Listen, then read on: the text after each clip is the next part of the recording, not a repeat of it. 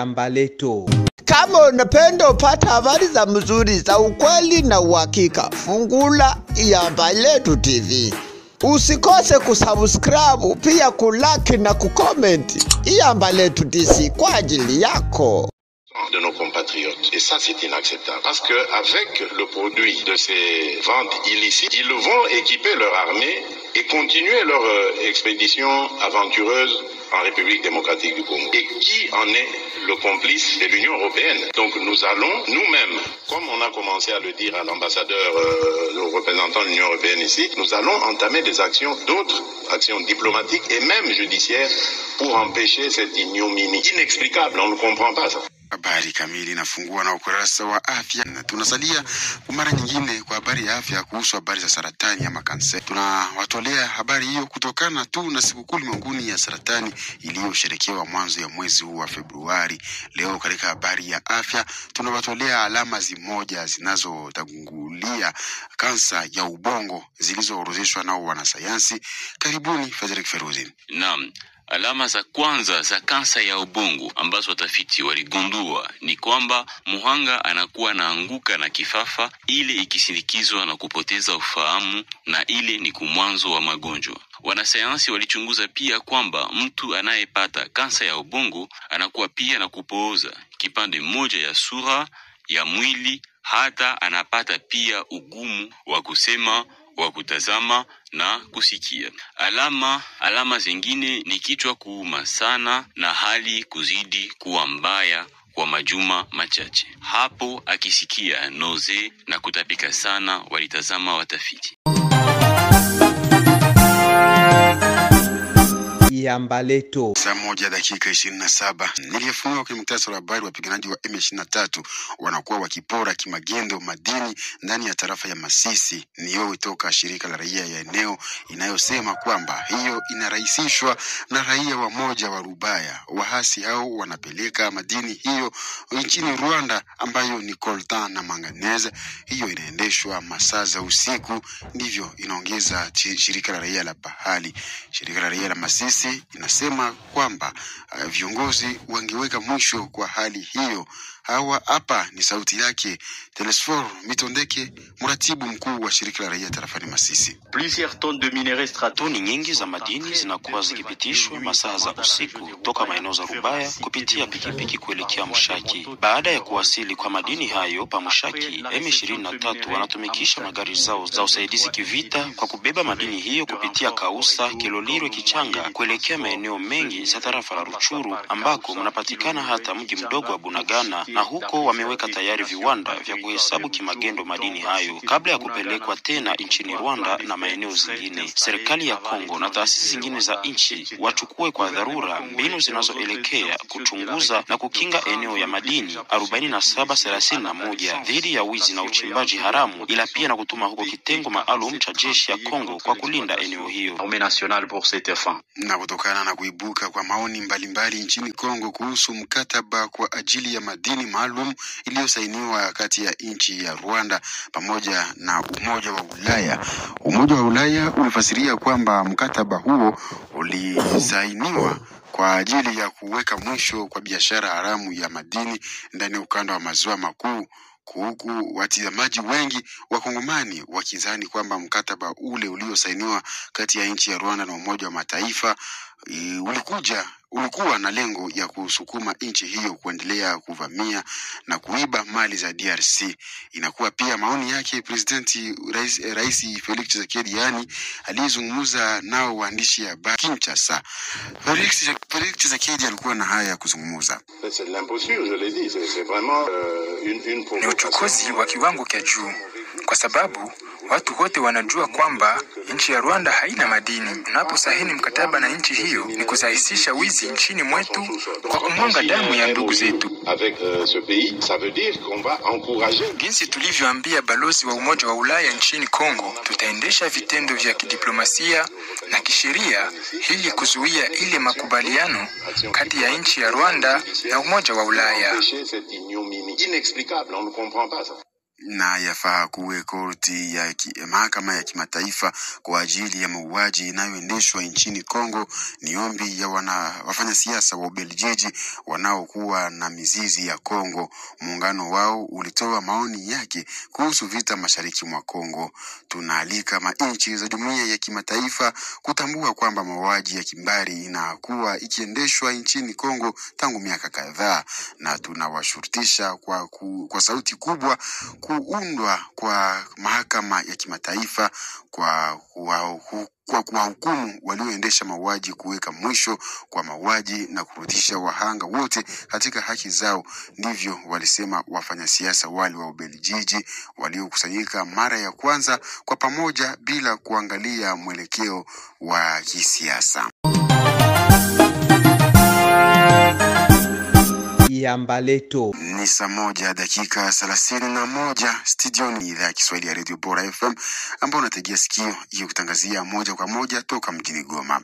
Wanabunge 24 juu ya wale 13 walioteuliwa hadi hapo ndani ya jimbo ya Kivu Kaskazini ndio waliketi hii siku ya 5 wakati wa kikao cha uzinduzi wa kazi za ubunge ndani ya jimbo ya Kivu Kaskazini. Kikao hicho kisicho cha kawaida na kilichoendeshwa ndani ya jengo la BDGL Goma kilihusu kushimikwa kwa ofisi kwa muda ya uongozi wa bunge na itatizama namna gani kukubali mamlaka ya wanabunge.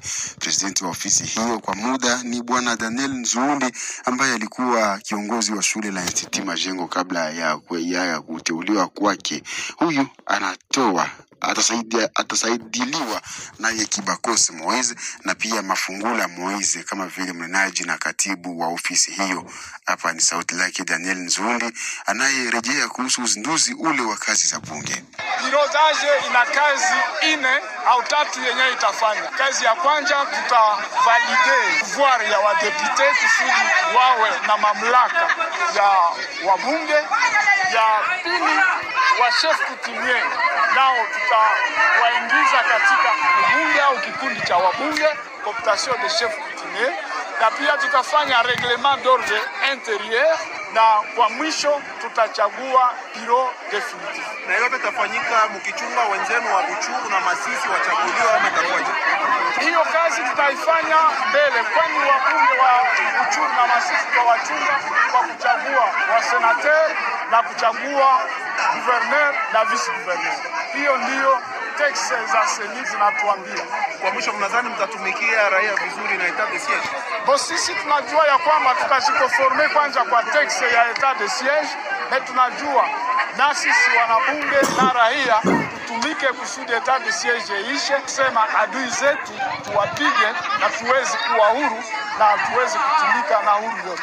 Jimboni Kivu Kusini wakikumbana na usalama mdogo siku si nyingi, wakaaji wa mji wa Bukavu wanaendelea kujilipizia kisasi siku nenda siku rudi. Hii siku ya 5, yani jana asubuhi, kuliripotiwa kisa kipya cha kujilipizia kisasi ndani ya kata ya Nyalukemba, ambapo wakaaji waliweka mkono yao juu ya mbandia mmoja wa pahali na baadaye wakamuunguza akiwa hai. Shirika la raia la pahali la ofishwa na visa kama na hivyo na yahimiza viongozi kuhusu dharura ya kurejesha usalama ndani ya mji ule wa Bukavu.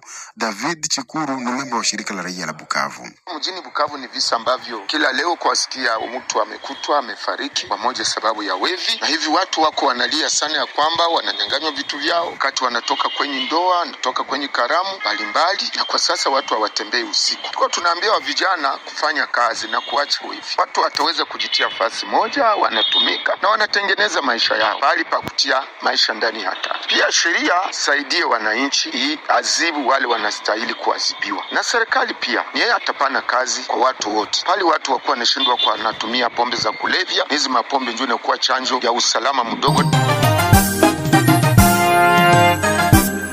Yambaleto. Kama unapenda upata habari za mzuri za ukweli na uhakika, fungula Yambaleto TV. Usikose kusubscribe, pia kulike na kucomment. Yambaleto DC kwa ajili yako. Asante sana kabisa ndugu mtazamaji pia msikilizaji wa Yambaleto TV. Ni hapo ndipo tunafika kwenye ukingo kabisa wa taarifa zetu za habari toka Yambaleto TV. Baada ya taarifa za habari tutakwenda basi kutia kwa lugha ya Kifaransa inaitwa débat politique. Nini inayojiri? Mikataba zinasainiwaje? Basi usikose kusubscribe, pia kulike na kucomment. Namba yetu ya simu ndio hiyo inaandikwa hapo. +243 83 21 97 507. Basi twende tusikilize mjadala, débat politique, wanaongeaje. Asante. C'est sa couleur politique qu'il doit à tout prix défendre. Le deuxième, c'est sa personne en tant qu'humain, avec son intelligence. Et ce n'est pas toujours facile, je comprends bien, ce n'est pas facile de défendre aujourd'hui l'indéfendable que l'Union sacrée est en train de vouloir faire. Je suis content quand j'entends, au fait, l'Union sacrée parler du respect de la Constitution. Et ils veulent respecter la Constitution quand il s'agit de défendre leurs faiblesses. Mais quand il s'agit de remettre l'État dans ce droit, ils oublient ce qu'est la Constitution. Est-ce que c'est respecter la Constitution quand le président de la République ne nomme pas un gouverneur dans un état de siège et que le même gouverneur est nommé par un ministre de défense et que le même gouverneur s'installe provisoirement et il commence également à poser des actes administratifs en nommant même son cabinet? Est-ce que ça, c'est la Constitution qui l'a dit? C'est la violation de la Constitution, c'est la violation même des principes de l'administration. Deuxièmement, est-ce que la Constitution autorise qu'il y ait élection dans des provinces en état de siège? Mais on a fait ces élections en état de siège. Est-ce que c'est constitutionnel? Donc, si nous allons sur ce point-là, vous allez vous rendre compte que quand on cherche à nous parler ici du respect de la Constitution, que eux-mêmes n'ont jamais respecté et que beaucoup de points, ils les violent quand ils le veulent, c'est pas aujourd'hui parce que vous vous êtes mis une pomme de terre chaude dans la bouche, vous avez du mal à avaler, à cracher, que vous voulez maintenant dire ça devient compliqué. Non, j'ai dit tout simplement, comme vous l'avez dit, c'était une très bonne question. Déclarer la guerre avec le Rwanda, c'est une autre étape. Mais l'étape la plus intéressante pour nous, c'était d'abord de récupérer nos territoires. Et on n'a pas besoin des chambres pour ça. C'est la vie de tous les jours pour l'armée de défendre son territoire. Je pense la vérité de ce qui se passe. Parce que les amis de l'Union sacrée, quand on est en train de vouloir parler de certaines failles, ils ont tendance à vouloir vous opposer. Quelque chose, voilà, on ne respecte pas, on minimise l'armée. Non, l'armée correctement son travail. Mais dans quelle armée, monsieur Patrick Bala? Où vous allez trouver? Vous savez que lors des affrontements aux environs des Saké, il arrivait que vous trouviez 5 généraux sur la ligne de front. Voilà d'où part d'abord tout ce qu'on est en train de voir comme désordre. Et la chaîne de commandement, elle est brisée. Aujourd'hui, quand on parle du gouverneur, à qui on avait même attribué les fonctions des opérations, comment ça se passe pour qu'on puisse encore chaque fois nommer d'autres qui se chargent des opérations? Voilà la cacophonie que la politique a installée dans cette armée qui sont en train d'affaiblir et même sans le savoir. L'armée congolaise n'est pas une armée de défaite. L'histoire l'a démontré. Chaque fois que cette armée était organisée, elle était à mesure de faire face. Mais quel est le niveau qui fait ce qu'aujourd'hui on a du mal à reconquérir tous nos territoires? Les chefs de l'État saluent le travail de Ouazalendo. Ça veut tout simplement dire, même la résistance qu'on a remarquée à Saké, la plupart des fois, c'était les résistants qui étaient sur la première ligne. Parce que les FARDC sont prêts également à être sur la première ligne, mais ils reçoivent des injonctions politiques que les résistants ne reçoivent pas. Donc, il faut tout simplement reconnaître que quand le chef de l'État parlait de la moindre escarmouche, il nous a dit, ne lui poussez pas à faire ce qu'il nous a promis faire dans la campagne. Parce qu'en d'autres termes, il nous a menti. Et il n'est pas prêt à continuer à nous mentir. Parce que dans des situations exceptionnelles, il faut également des mesures exceptionnelles. Ce que le docteur Patrick Bala a dit, ça ressemblerait à une anecdote dans une maison où on vous dit à la maison, on mange 5 jours à 20h. Et puis un enfant revient de l'école. Il est gravement affamé. On vous demande de donner la nourriture à cet enfant-là. Vous, en tant que parent, vous allez dire, nous mangeons à 20h. L'enfant a faim à 18h, il est au point de mourir et vous demandez à cet enfant-là d'entendre jusqu'à 20h parce que c'est ça la règle. Pour eux, c'est ça la règle. Il faut toujours entendre, même s'ils nous frappaient jusqu'à la porte de Kinshasa. On attend d'abord pour que les chambres soient installées. Il y a des mesures exceptionnelles, il y a des mesures d'urgence quand il s'agit de la défense de la nation et c'est de ça qu'il s'agit. Donc, il faut éviter de se cacher derrière une faiblesse des gouvernements une faiblesse également d'imposer l'autorité et qui est en train d'amener le pays par terre. Madame Rosen, je cite par là, vous savez qu'au même moment, quand le président était en train de parler, je sais que Patrick Bala le sait, au même moment que le président parlait, un 23 a largué une bombe à Saké. 4 bombes. Des bombes qui ont tué des enfants, des bombes qui ont tué des adultes, qui ont vandalisé des maisons. Si le président avait de très bons services de renseignement, avant que le président finisse son allocution, il devrait déjà rendre hommage à ces gens qui ici. Et au même moment, on devrait passer à une offensive. Et la vérité aujourd'hui, c'est que, à moins que Patrick me dise le contraire aussi, on a l'impression que dans cette guerre, chaque fois que les FARDC occupent certaines localités, on s'assoit. On attend qu'on soit attaqué. Comme si ceux qui nous attaquent, ce sont eux qui ont des combats à mener, ce sont eux qui ont des terres à récupérer. Nous, on aimerait également apprendre que, par exemple, nous avons reçu l'ordre, que les FARDC nous disent, nous avons reçu l'ordre de Kinshasa, on attaque et on ferme les téléphones. Mamadou Ndala, c'est ce qu'il faisait. Il nous recevait quand nous étions encore dans les structures de jeunes, où il nous disait, quand le président de la République lui disait, il faut attaquer, il éteignait les téléphones pour ne pas recevoir d'autres injonctions, d'autres généraux. Et c'est comme ça qu'il faut mener la guerre. Est-ce que c'est de cette manière qu'on est en train de le mener? Mais par contre, je crains ici que la politique de l'Union sacrée est en train d'affaiblir notre armée et on est en train de récolter parfois des défaites qu'on ne devrait pas récolter suite à cette mal-organisation. Merci beaucoup, messieurs Jean-Claude Bambazé. Votre réaction par rapport à la position du chef de l'État à la question de l'escarmouche? Bon, là, il faut dire d'abord que c'était un mot mal placé, une sortie en tout cas qui ne valait pas la peine à ce moment-là. Et nous avons compris que c'était pour la cause de la campagne, mais ce n'était pas un fait réel. Pourquoi je dis ça? Ce n'est pas les mots. Je prends, c'est un exemple d'une chambre. Vous êtes dans une maison, l'ennemi est déjà au salon, et vous dites non, voilà, il faut attaquer la chambre. Non, faites sortir d'abord l'ennemi qui est au salon. Ça veut dire, est-ce que le président avait compris que il va attaquer le Rwanda avant d'attaquer Mouchaki, avant d'attaquer le Rutshuru, avant d'attaquer Kichanga? Non, c'était quand même quelque chose. Quelqu'un qui sait bien réfléchir avait déjà compris que c'est vraiment une parole de la campagne.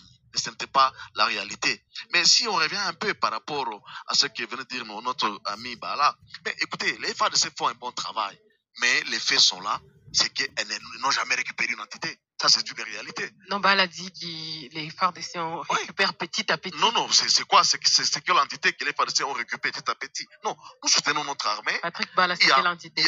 Il y a des problèmes, en tout cas, d'ordre structurel au sein de notre armée, mais en tout cas, cela n'exclut pas que nous devons faire une analyse correcte pour permettre à notre armée de bien aussi agir.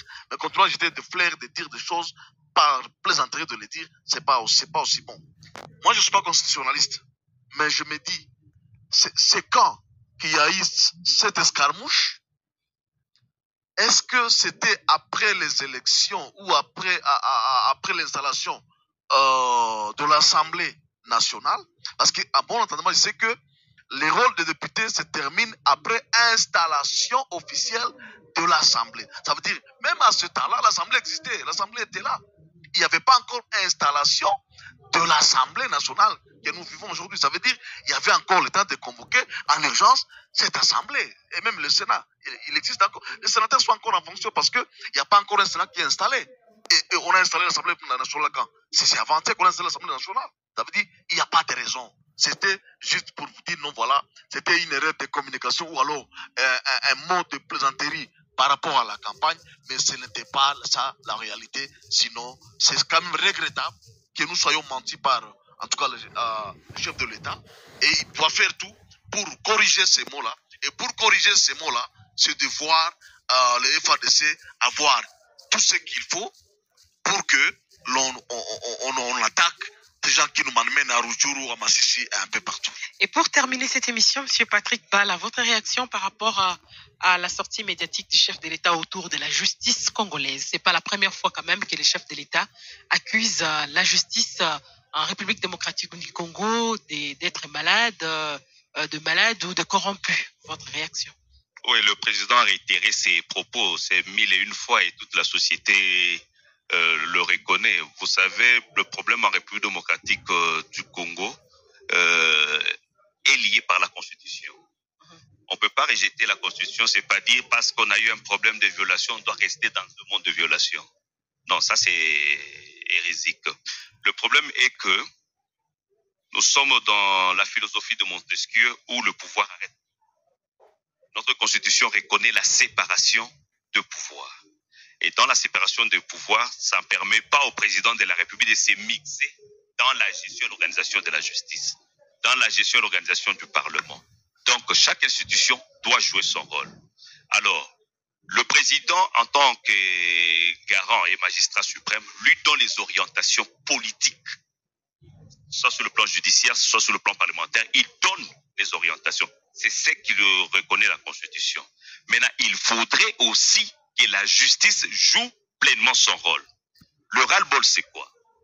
Aujourd'hui, il y a une administration dans la justice. Aujourd'hui, il est impossible qu'un magistrat aujourd'hui soit nommé d'office, que le président le mette comme procureur général de la République. C'est quasiment impossible. C'est une violation de l'administration. C'est dire, le président ne travaille qu'avec ces magistrats qu'il a trouvés. Il travaille qu'avec ces juristes qu'il a trouvés.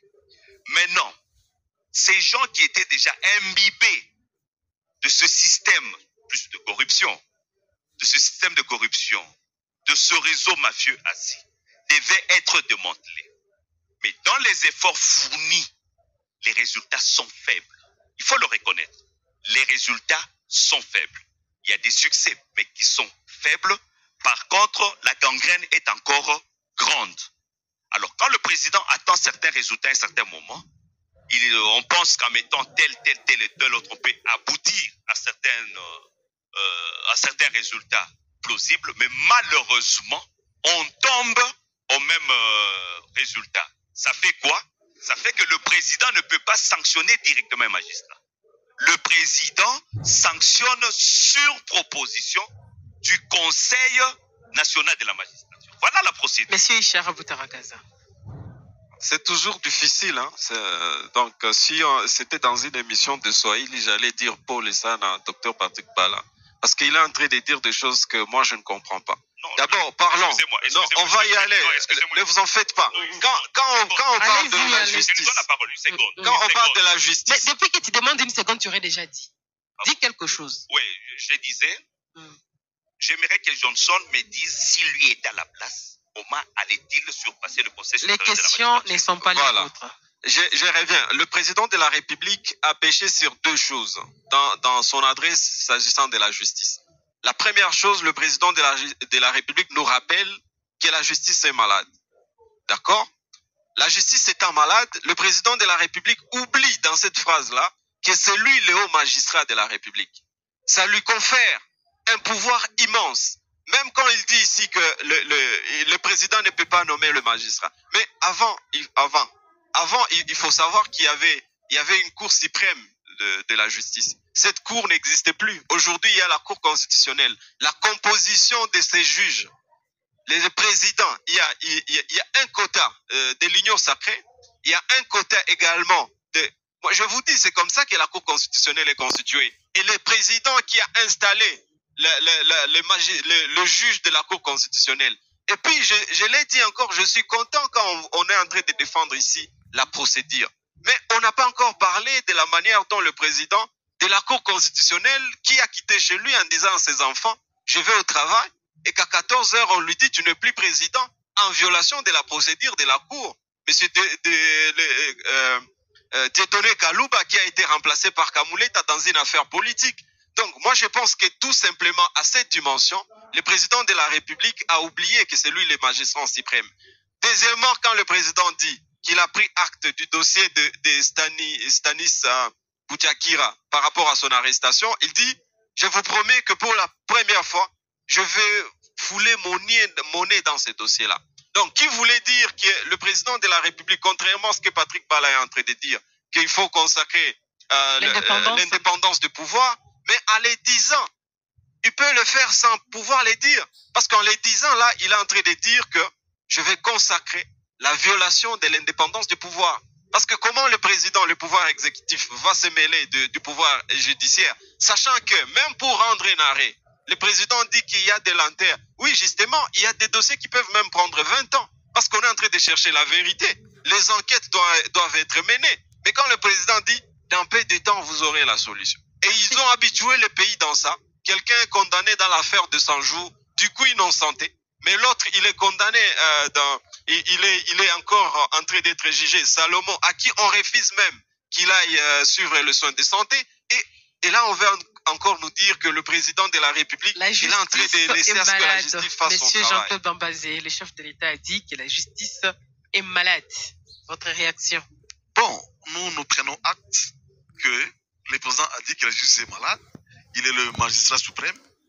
Lui, comme médecin, qui devait en principe soigner cette maladie, constate aussi, mais ne veut pas soigner. Là, c'est encore un problème. Donc, on doit se dire quand même de vérité, parce que c'est vrai que la justice est indépendante, mais elle dépend quand même du président de la République, qui est le magistrat suprême. Ça veut dire, c'est à lui de prendre certaines mesures pour voir comment soigner cette justice. Donc, s'il y a une procédure à suivre, c'est à lui de déclencher cette procédure-là pour qu'on arrive à ce soin-là. Mais s'il ne le fait pas, c'est qu'il sera complice quelque part. Merci beaucoup. Si, chers co-débatteurs, dans ces studios, les co-débatteurs étaient en train d'analyser le briefing du chef de l'État devant la presse jeudi à Kinshasa. Iambaleto. Kama unapenda upata habari za mzuri za ukweli na uhakika, fungula Iambaletu TV. Usikose kusubscribe, pia kulike na kucomment. Iambaletu DC kwa ajili yako.